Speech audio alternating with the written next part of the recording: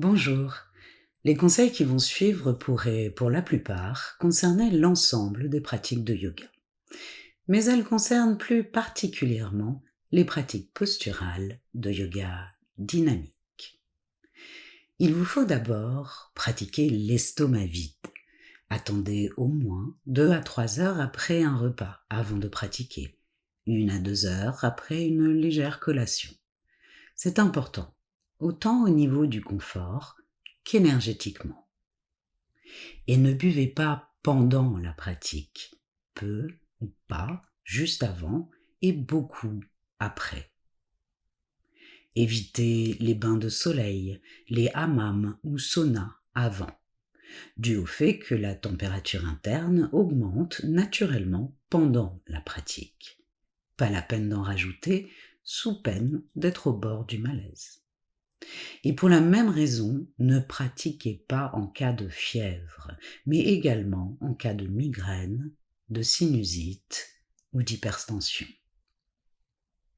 Votre lieu de pratique devrait être suffisamment chauffé, mais pas surchauffé, exempt de poussière et sans courant d'air, idéalement sur du parquet. Les vêtements doivent être confortables. On les porte généralement près du corps pour qu'ils ne nous gênent pas. Ne portez pas de chaussettes, ni de montre au poignet, ou trop de bijoux. En gros, éliminez toute gêne ou distraction possible. Éteignez vos portables et éloignez-les le plus possible pour éviter l'action des ondes électromagnétiques. Évitez donc également la musique, qui touche à la mémoire et éveille en vous, inconsciemment, des émotions. Laissez-vous plutôt bercer par la musique de votre souffle, telle des vagues qui vont et viennent. Souvenez-vous, la pratique posturale de yoga n'est pas un loisir, c'est une présence attentive et concentrée qui apportera des bénéfices profonds et pérennes. Et si votre pratique est suffisamment établie et que pratiquer dehors vous tente, méfiez-vous des sols peu fermes, comme sur l'herbe ou le sable, pour vos poignets et vos chevilles, ou même vos genoux.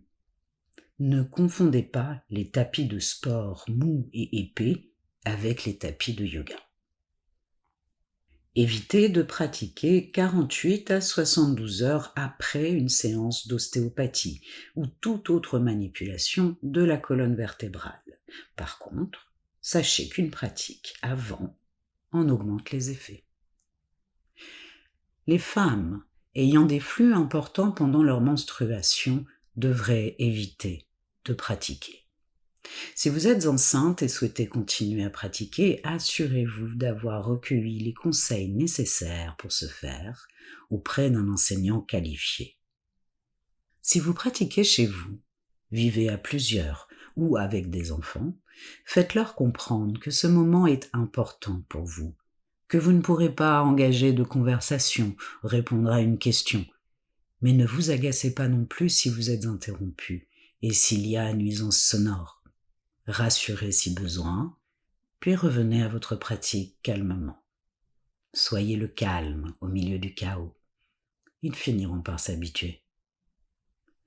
En cours collectif, prévenez l'enseignant si vous ne souhaitez pas être ajusté, ou si vous avez des blessures, ou toute autre chose qui nécessite de prendre des précautions. Et écoutez votre corps.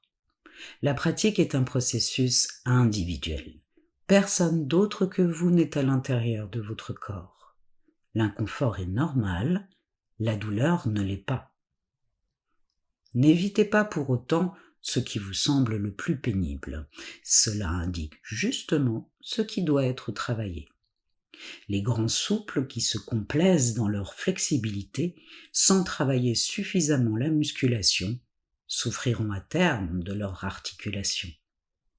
Tout comme ceux qui travailleront leur force, esquivant de travailler leur flexibilité, se verront perdre en mobilité.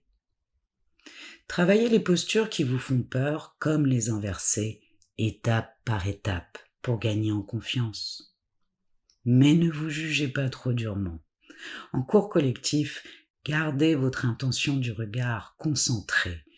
Ne laissez pas votre regard vagabonder à regarder ce que font les autres élèves. Ne vous comparez pas. Chacun est à un endroit qui lui est propre sur le chemin de la pratique.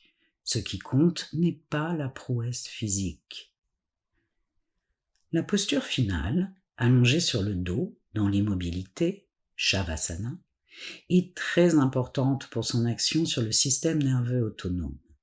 Si vous devez écourter un cours, assurez-vous de prendre le temps de l'intégrer, malgré cela, pour éviter fatigue et irritabilité par la suite. Aussi, dans cette posture, la température du corps chute. N'hésitez pas à vous couvrir d'un plaid, à remettre des chaussettes. Poser quelque chose sur ses yeux peut aider à lâcher prise. Une fois la pratique terminée, gardez votre calme intérieur.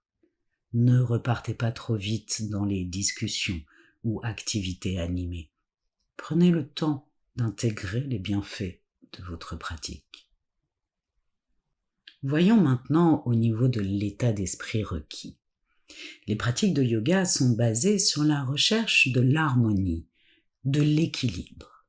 Équilibre de nos paires d'opposés, notre côté gauche, notre côté droit, entre fermeté et aisance, flexibilité et force, ancrage et élévation, élongation et compression, entre nos tendances dites rajasiques et nos tendances dites tamasiques. Autrement dit, entre le trop et le pas assez. Les pratiques de yoga sont dites sattviques. Aussi, observez-vous. Les muscles de votre visage sont-ils détendus? L'espace intersourcilier est-il détendu? Poser un léger sourire sur votre visage peut aider.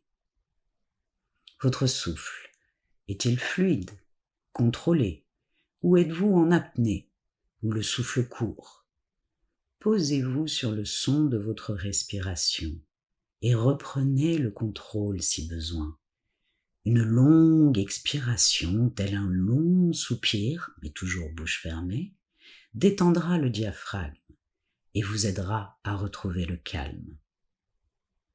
Vos épaules sont-elles loin des oreilles ou êtes-vous comme recroquevillé, la cage thoracique compressée? Recréez de l'espace.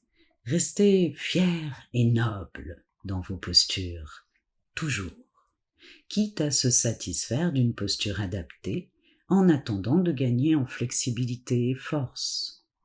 Plus que la finalité d'une posture, c'est le chemin qui vous y mène qui importe le plus, car le chemin vous apprendra beaucoup. Demandez-vous régulièrement, suis-je dans l'équilibre? Cet équilibre entre aisance et fermeté, entre force et souplesse, entre désir et paresse, entre le trop et le pas assez, et ajuster. Ce genre d'ajustement portera ses fruits dans la vie en dehors du tapis. N'ayez aucune attente particulière. Il y a des jours avec et des jours sans. Observez ces variations d'un jour à l'autre et vous apprendrez à accepter l'impermanence. Le corps sculpté, comme les prouesses physiques, ne sont que les effets secondaires d'une pratique régulière, non le but. S'y attacher n'apportera que souffrance, tôt ou tard. Ce qui compte avant tout est votre niveau de concentration et l'intention ferme de vous offrir ce temps d'écoute, de vous à vous, tel un rendez-vous intime avec vous-même. Laissez de côté tout ce qu'il s'est passé avant et ce qu'il se passera après votre pratique. Soyez pleinement présent, pleinement conscient et faites confiance en cette discipline. Alors, la pratique se révélera sous un autre jour et la transformation s'opérera de l'intérieur, jour après jour, souffle après souffle.